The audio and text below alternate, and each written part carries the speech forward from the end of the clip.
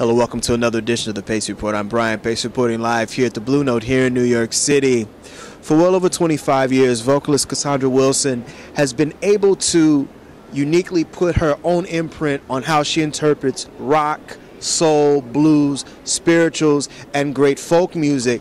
The beautiful thing about this sister is that, one, she never wants her music fans to place her in this box. Tonight we're going to talk about how she's been able to incorporate her unique blend of vocalism, as well as talk about her upbringing in Jackson, Mississippi, and also how today's musicians and music fans don't have an appreciation for the great American songbook as well as great American roots music. Blackbird singing in the dead of night. Take these broken wings and learn to fly. Oh, you were only waiting for this moment to rise.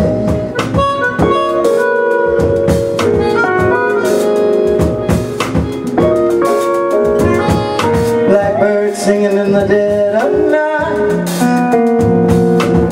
Take these sunken eyes and learn to see all your life. You were only waiting for this moment to be free.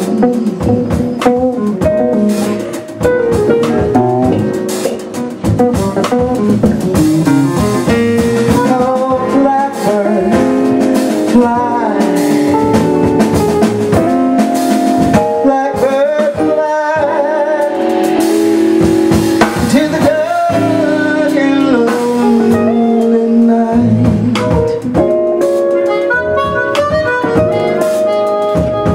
To the dark and lonely night.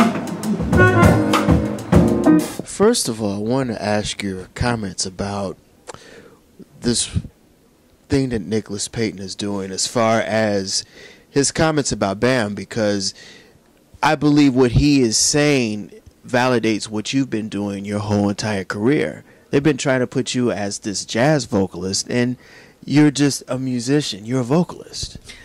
Well, first of all, I really support Nicholas Payton and what he's doing right now. I really think that it's time someone stood up and said, the things that he's saying. And I really was happy to see Gary Bartz and the comment that he made about the the plantation. It's very similar to that. There is a system here in place, and artists are pigeonholed. And we're supposed to stay inside of just this one space inside of music, and that's not realistic. We have a continuum of music.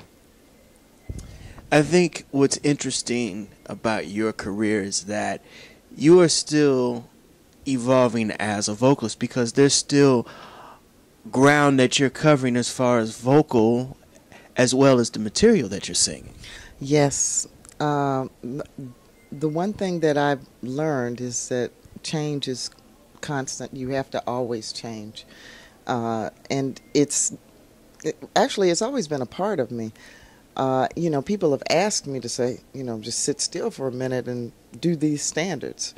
And that's never been me. So, it's always been about the art pushing forward. It has to.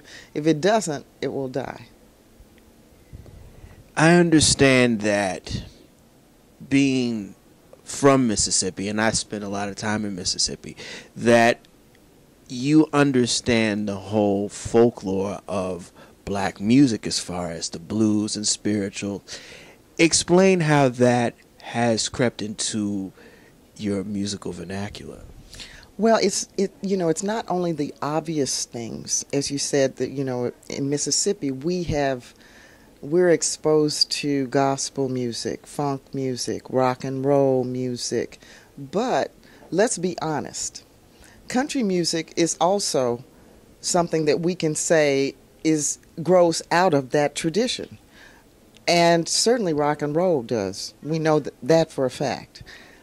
In fact, all of American popular music, anything that you can name, anybody that you can look at, any star, any icon that is performing American popular music has to look to Mississippi. That's the foundation. That's where it begins, and that's where it's fertilized. Going to Greenwood, Mississippi, and actually looking at Robert Johnson's graveyard, or just going down to Indianola, Mississippi, where B.B. King and his museum is. I mean, the Blues Trail is very important, and one of the things that I am really disappointed in, especially how people have covered our music, blues is like a forgotten trademark of our roots. It is. But I think, it's interesting is the black audiences are always ready for the next trend. We're constantly moving forward as a people, so we tend to abandon, the old forms. And I understand the reasoning behind that, but I think it's really important to always pay tribute to the ancestors.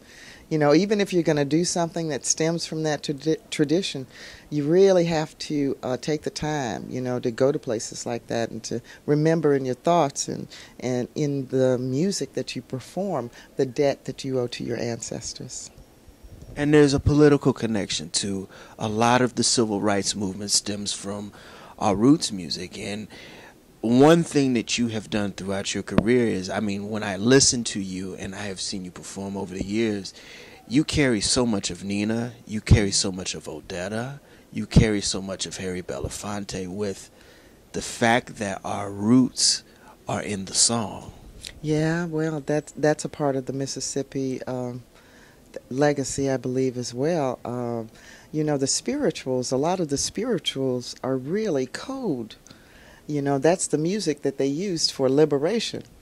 People tend to associate it strictly with the church, and it is associated with the church and, of course, worship and that aspect of Christianity. But it acted as a code, to help the slaves to either get on the Underground Railroad and go up north to get out of slavery. And that part of the tradition is really not discussed enough, I think. It's how we've encoded, the spirituals and what what some of the lyrics actually mean. I want to hit on something that you just said about the Underground Railroad. Mm-hmm. I don't know if you've read this, but you know that the Underground Railroad in Cincinnati is about to close because their lack of funding. And I've noticed that the arts in general right now, we are in a state of emergency right now, because it seems like people become kind of comatose. We're like, we don't care about the music that we're listening to. We don't care about going to the polls, voting anymore. It seems like we're at this complacent stage right now. What is happening right now with people as a culture? Which people do you mean? Well, I'm talking about people in general. I might as well say people in general right now. I think it's difficult to say because different people have different, agendas or different platforms or different thought processes that they're going through. I can only speak for my community. I can't speak for, what's happening at large. But I think we're experiencing kind of a spiritual transition right now. I think that we are beginning to come into the realization of the importance of supporting the homegrown community programs, whatever is going to uplift the community. I think that we are beginning to pay more attention to that. And so it's going to look like things are a little bit scattered out there because there is a transition going on. 2012 transition. Yeah. Where do you see the state of roots music, American black music, going forward right now? Because Nicholas and some other musicians, and even me as a journalist going forward with this, we have something that we have in our hands that we have to pass the baton to. What are you going to do? Well, I think we're almost prepared to board the mothership. I think that we have all of the elements that we need to go to the next level of consciousness. I think that the music is, especially after hip-hop and everything that was happening with hip-hop, I think now we have like a full picture, like 360 degrees of what the Black experience is. And so now it's just about going out there and expressing it and keeping a close tie with the ancestors and with the community. That'll do it again for another edition of the Pace Report, reporting live here at the Blue Note here in New York City. I'd like to personally thank Ms. Cassandra Wilson for her time, as well as the staff and management here at the Blue Note. As always, please visit my website, www.thepacereport.com, for my weekly column as well as my past segments. Until next time, remember, if it's in the groove, it'll make you move. Until next time, peace. Birds singing in the dead of night. Take these broken wings and learn to fly. Oh, yeah. You were only waiting for this moment to rise.